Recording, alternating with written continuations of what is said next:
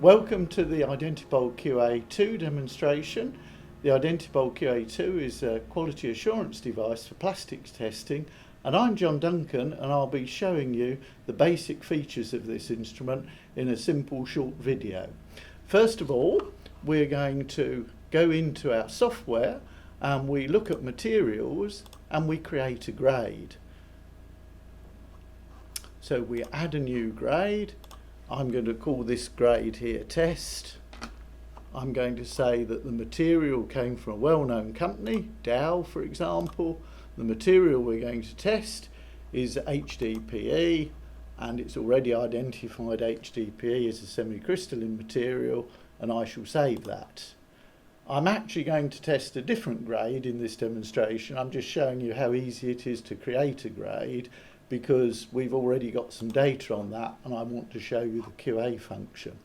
So to start a test, we simply pick either QA or identification. In this case, we're going to do QA, and I'm going to push the big green test a sample button.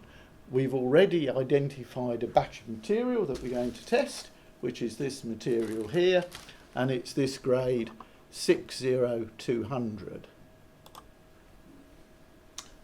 So I take one of these special sample holders. This is very critical in allowing us to produce a very repeatable moulding, and also the metal spokes that intimately mould into the sample ensure that the heat goes into the plastic material very quickly, which is very important because we're heating at 100 degrees a minute.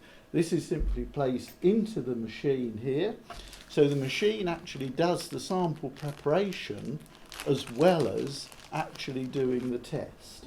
The whole procedure takes approximately 15 minutes depending on what temperature we're going to.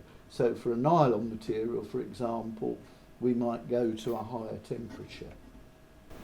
The sample is simply placed in the centre of the metal holder and we close the lid. Closing the lid actually starts the test. It will now be heating up at 100 degrees a minute. You can actually see the sample height here, which is the height of those granules, and as the sample heats and softens, there's a spring-loaded plunger inside which will press the sample down into the sample holder to a uniform thickness, and we can monitor that in the sample height. And in fact, these data are available to us afterwards to monitor the moulding process. So we're heating up at 100 degrees a minute. It actually uses the sample height when the sample has reached a suitable level. It actually uses that to define the moulding temperature. We actually go 15 degrees higher just to make sure it's moulded, and that will also define the test temperature. You can see the test temperature is whatever that temperature, the moulding temperature, plus 30 degrees. So the material is now approaching the safe opening temperature for the Identipol. It will shortly give us an indication. It changes from the red light here, which shows it's too hot to actually open, to a green light, and then when it's green flashing, we're able to open the lid. For safety concerns, we can't open the lid until it's cooled down to a safe temperature, and it must also be flashing in order for us to open the lid. Okay, the machine has reached a safe temperature, and I'm now able to open the lid, and I can remove the moulded sample from the instrument. Here you can see we have a nicely moulded sample, and we can actually now test that.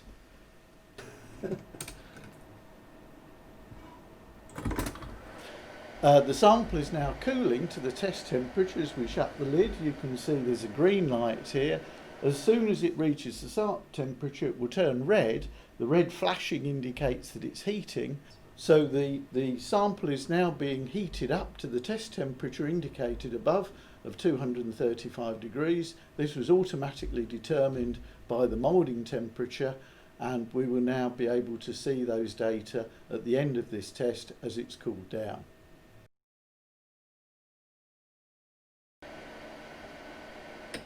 The green light indicates the safe opening temperature and it's flashing, so we can now open the lid and remove the sample. So we're now going to move on. We're in the QA mode, so our first task is to actually have a look at this material and see how the material was identified by the Identipol.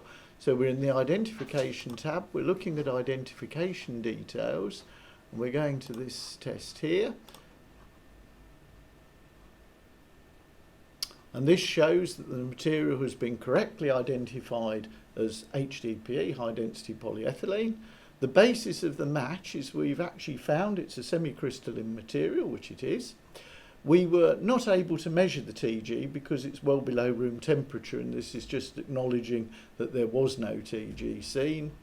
The melting point has been matched and the end point has been matched. The values we got for the melting point are here and the end point here. If we look at how we got these results, this plot very neatly shows us what the Identipol actually measures. There are three curves on here. The blue curve is a measurement of the stiffness, and as the sample is cold you can see the stiffness is high, and as we heat up the stiffness gradually decreases. It eventually gets to a point where we can no longer see the effect of the plastic material over the metal sample holder. So in effect the material has lost all of its mechanical integrity. This is what we define as the end point, and this is indicated by this red line here. The grey boxes that you see here are the range of typical endpoint values for various polymers. So here you can see this is falling in the range of HDPE. For example, nylon 6 is up here. So this is how we would make one of our identifications using the endpoint. Moving to the orange curve, this is a temperature difference plot. There's a thermocouple that's actually placed inside the heater block and one directly below the sample. As the sample melts, it will absorb heat, so therefore it gets a little cooler. So this results in a trough in this curve if we see a melting process, and the peak of this trough will define the melting point temperature, and that's consistent to a test run in a DSC instrument run at 10 degrees a minute, which is very much an industry standard. Moving now to the red curve, this is a tan delta curve or a damping curve, and it comes from the dynamic properties of the material. It does provide an extremely good fingerprint of the material, and we use this curve in making our quality assurance analysis, which you'll see the results of shortly in the next part of the demonstration. So we now move to the QA. So in the normal QA situation, the operator would simply make the QIS test results plot to see how the latest sample has actually fitted in with the test that we've done. You'll also see there's a red button up here that says review. This is a rather critical part, and I will just show you this now. If we go to review, it shows you the reference set details. The reference set is the data that we've stored for a grade of material which we know is good data, and these data are actually used to compare subsequent batches with the previous data. So if we push the review now, the important thing is that we cut off the data where the sample stiffness reaches 0, because there will be no meaningful measurement beyond here, and this will actually confuse the result we get. So it's very important to make this step to make sure you're actually only using the data in the measurable stiffness range. Once we've actually happy that we've got a good value for this, we can click the reviewed temperature range. We also have an option to make it the same for all grades of HDPE if we want to, and we then click on OK and we save this, and you'll see the review button disappears, meaning we've got a valid data set. Now we go to the QIS test results plot. Here's our grade of material that we're interested in. We have a possibility of a column or a dot chart, and I will just cross that off so we'll actually end up with the crosses here.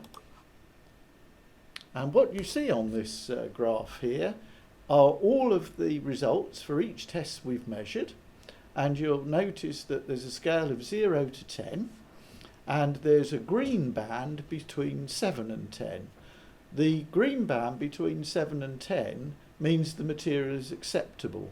Typically, what we find for the QIS score is when a sample is exactly the same, it will score 10, but in the range of 7 to 10, it's actually very, very similar and would be acceptable for its desired properties. Once it goes below 7, it indicates that either the material is different, or what can often happen is the material is actually the same, but there may be a contaminant in it. So this simple plot enables the operator to see at a glance whether the material is acceptable or not. If it is, then the product processing can occur. If it were to fail, then we perhaps make a few more tests to make sure it was a repeatable result. And then if they've all failed, we would call the senior production manager to actually find out whether the material, there's a problem and it needs further investigation. We can actually make a batch summary report. If I go to this same grade of material here, and this is a very useful plot because it gives us the information on all the batches of material that we've seen. So you can see here are the quality index scores, and they're all good.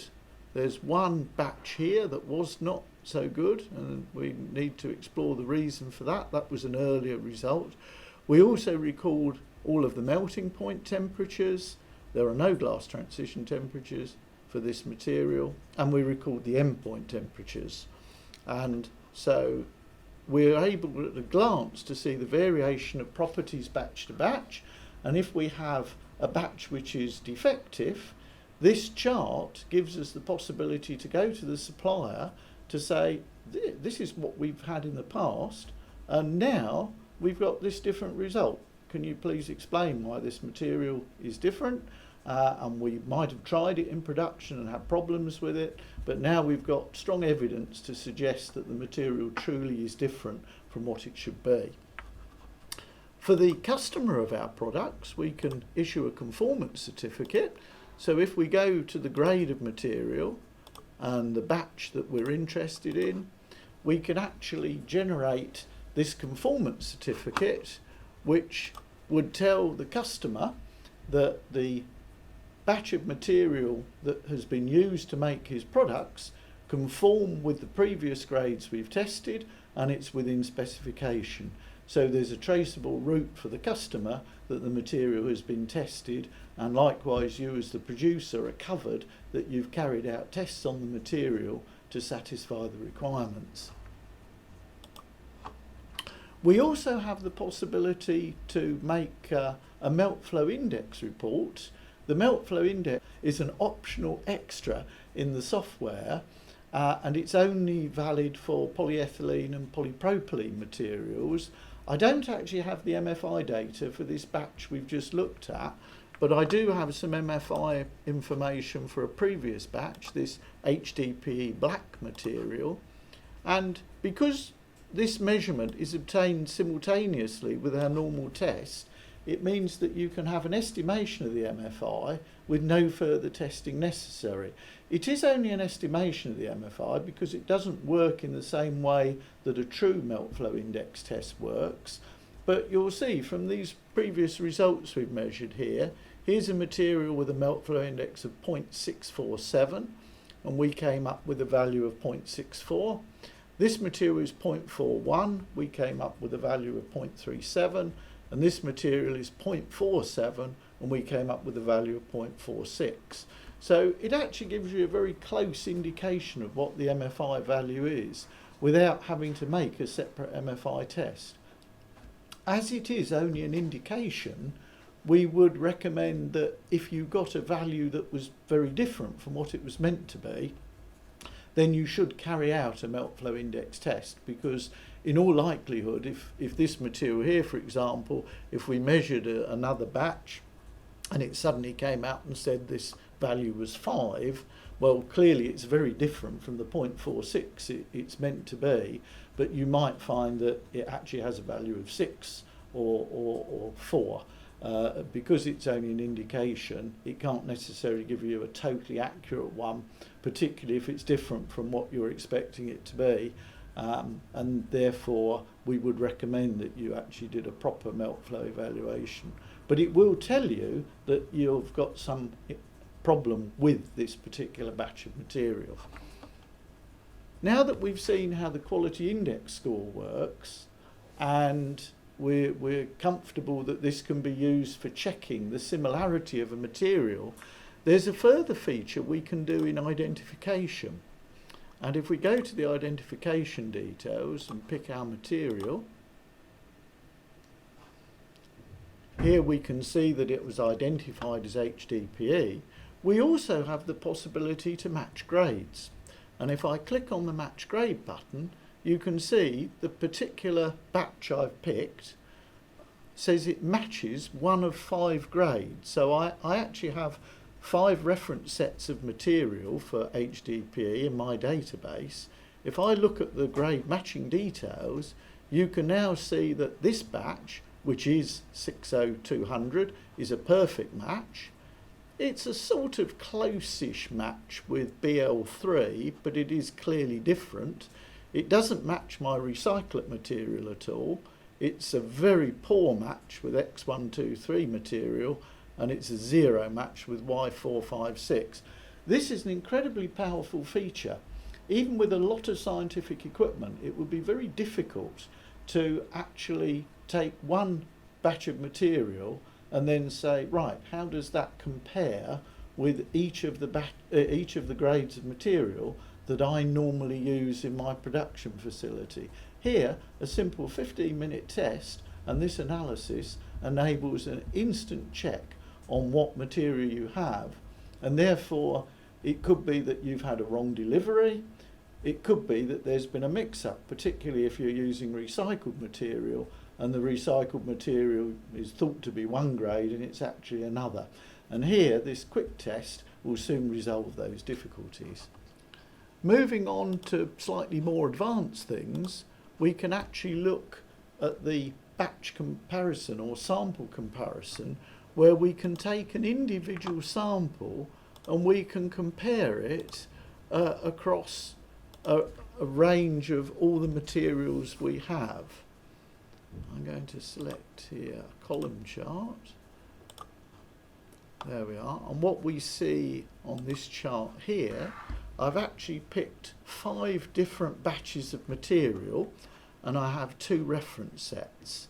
If we look at this yellow one here, this is the bag 99-1, and this sample here is actually the same grade, X123, so we would expect a perfect match. The sample here, SPS 139, this is a very poor match with this, and the reason for that is this material here. It's actually Y456. That's again a perfect match with that. We additionally have 2 bags of recycled material, 6-1 and 2-1, and these recycled materials were meant to be this grade here, Y456, and you can see bag 2-1 is a good match with that. The 6-1 is not such a good match, and it actually turned out that 6-1 was actually the other material. So there'd been some confusion with this, and again, this is very quickly resolved.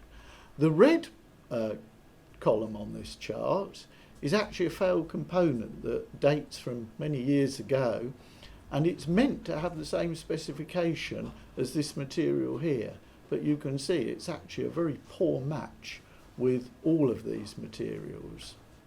So here we see the QIS plot with the threshold between 7 and 10 of the acceptable material, and in addition to showing the QIS score, we actually have an option to plot the melting point on here.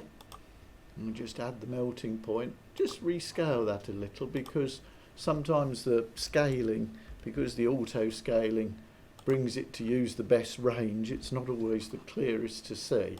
So here we go. You can see these were the quality index scores, the degree of good match with previous batches, and here are the melting points here.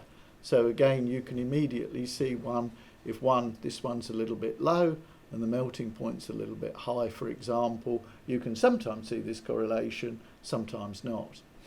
One of the things that we need to do is make sure that we have a good reference set. And you can see here there are 2 samples here which have fallen below the threshold, but the green circle indicates that these samples are actually in the reference set. So what we're going to do, we go to the QA tab, we go to the reference set members, and this was that batch 453. At the moment they're included in the reference set. I'm simply going to use the red arrow here to take them out, and we'll save that. Do you wish to save them? Yes. And now when we regenerate this plot here, I'll turn off the melting point just to make it a little clearer. You can see these 2 samples have now been taken out of the reference set, and it will change the values of the other samples, because as they were included in the reference set and as they were more different, now the comparison is a tighter comparison. So this is a completely normal effect of altering things within the reference set. One of the routine things that will need to be done is that when you purchase a new batch of sample holders, we need to go through a calibration for that. And we can find that if we go to the status screen, by right-clicking on the white background, we can display the calibration options, and we have an option to recalibrate new sample holders. Here we simply type in the year, and we type in the batch number. This is number 1 for this one. The plaque number isn't actually critical, so we needn't enter that. And now we go through the process of actually putting, first of all, an empty holder in here. We obtain the data for the empty holder, wait for this to stabilise. You'll see that the stiffness, or here the displacement, is actually reaching a constant value. The tan delta value, the damping, is reaching a stable value. And this is what we're doing. This is actually a calibration for the baseline level of this tan delta. And it's very important because it's what we use in the quality index score. So we can record that now for the empty holder. It just makes me check that there is an empty holder present in the instrument. I've done that. It takes the reading. I can unlock the lid. I can now remove that. And now I take 2 of the special calibration bars that we have. You can see these. These are the 2 bars here in the side of the plaque of the sample holders. You remove them carefully. Take them from the end where they're attached, because if you hold it here it will bend. Take it from this end, twist this one out, and twist this one out. And there we are, we have our single bar. That will only fit in here one way. It goes diagonally across here. We close the lid and we repeat what we just did for the empty sample holder. So we wait for this to stabilise and get a stable reading. If you actually hit the bench hard, you will see this will make it jump. So try to avoid any heavy contact with the bench. You just wait. We'll take that reading now. Again, it makes me check to make sure that's what I fitted. We unlock the lid, remove the single bar, and we fit in the double bar.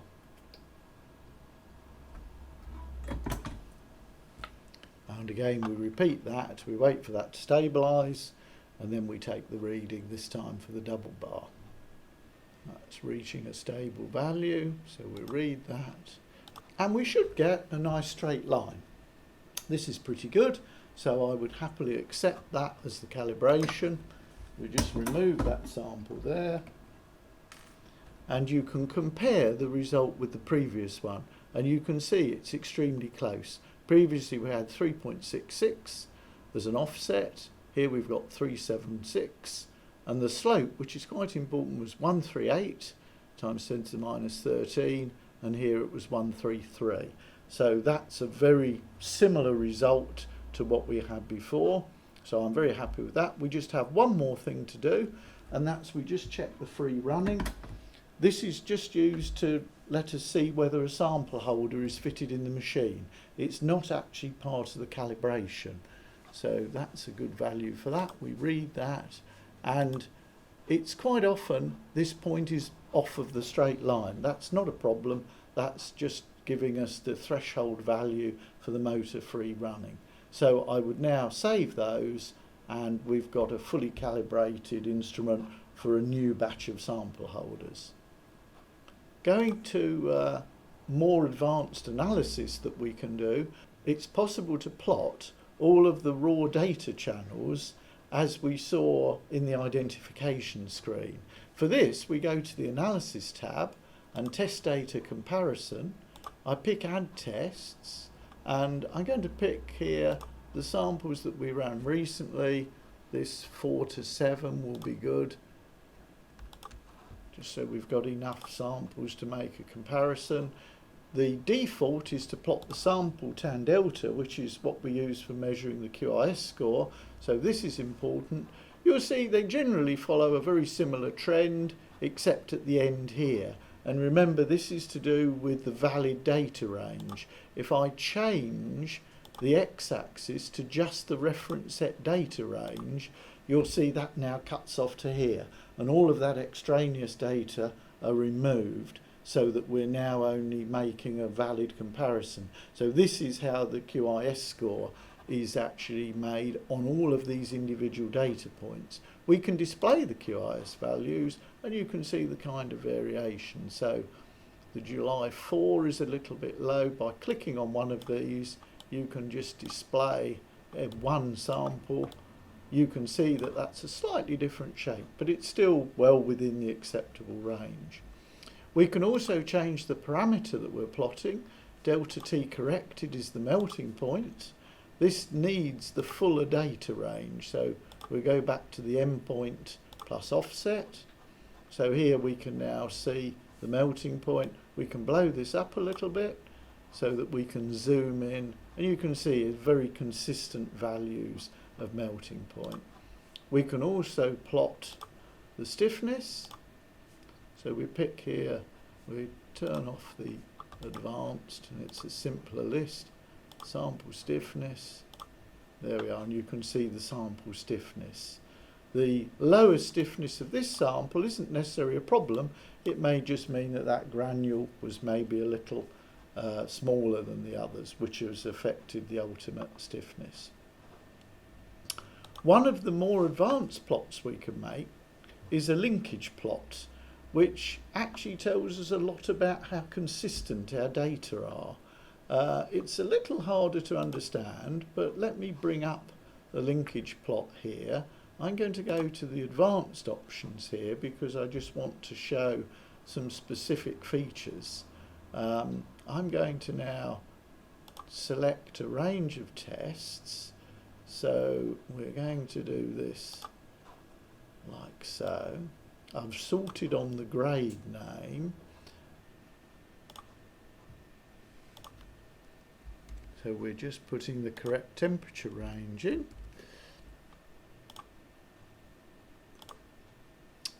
Okay, and here you see the dendrogram plot. I'll make this a little larger so we can see it clearer. And yes, what does this mean? It's a linkage plot. So each of the samples that's joined here, so you see these two are joined and these are then joined. What it does, it links together the two most similar samples when we actually check the difference between those tan delta curves. So in fact, this linkage level is actually a magnitude of tan delta, and it's actually an overall tan delta difference between each sample as we add them together. So you can see as the tree, if you like, grows, the linkage level rises. And what it shows instantly is that this group here is all very similar. It has a pretty low linkage level and they all link together, and in fact they're all the same grade of material, so we would expect that. What you see if we go to the next highest linkage level here is that we see the recycled material comes in, and the recycled material is a little bit different from the pure virgin material, so we see a higher level of linkage. And finally, this was the different grade of material which we saw in the various other batch matching plots. This was actually quite different from this grade of material, and that's evidenced by the fact that the linkage level is quite high. So this is a very useful plot if you're actually measuring samples and you feel that, for example, you're getting variable results.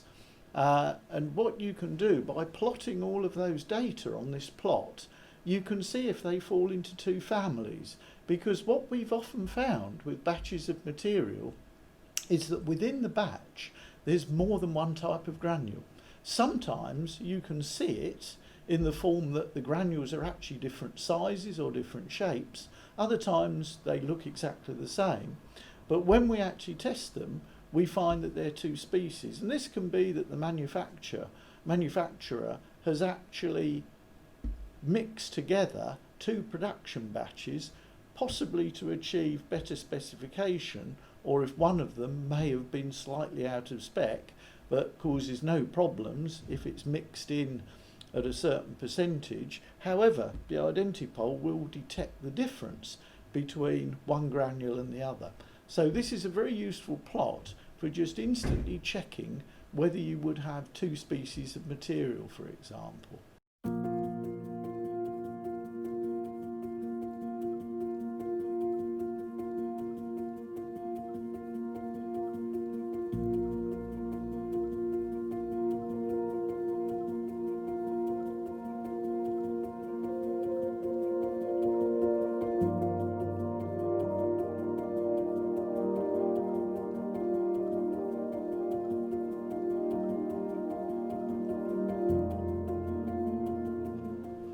One of the other facilities we have under the database tab is that we can back up the database. I would strongly recommend this, especially if your data is stored on a local hard disk. This is very easy. You just pick the option and decide where you want to store it. The other option we have comes under Advanced, where we can actually export the data.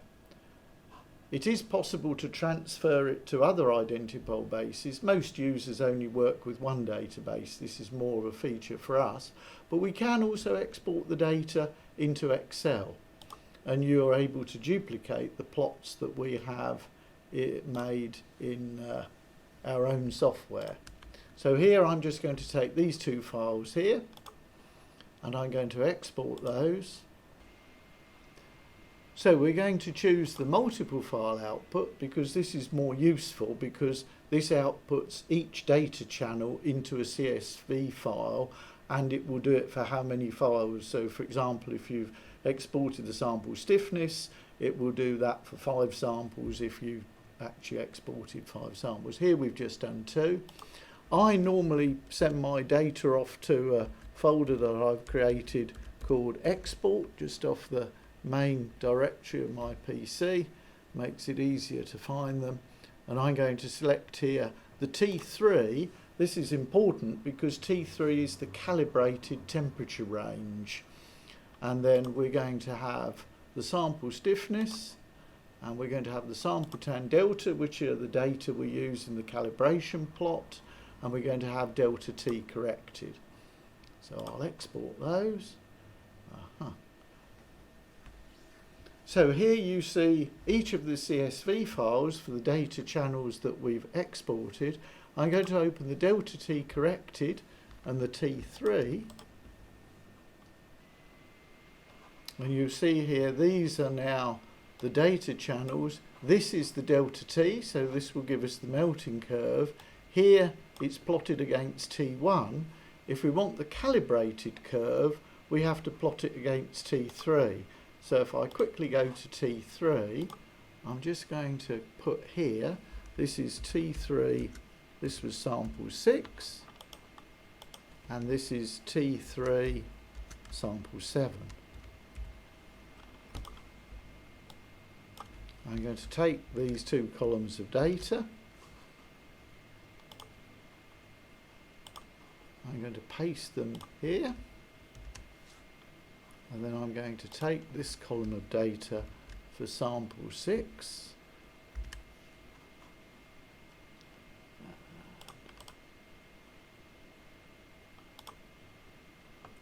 and then I'm going to take this one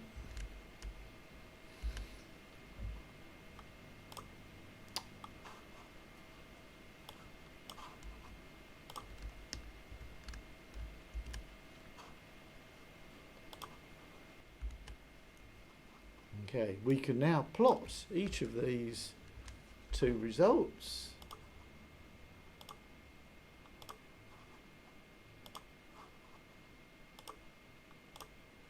So here was sample 6.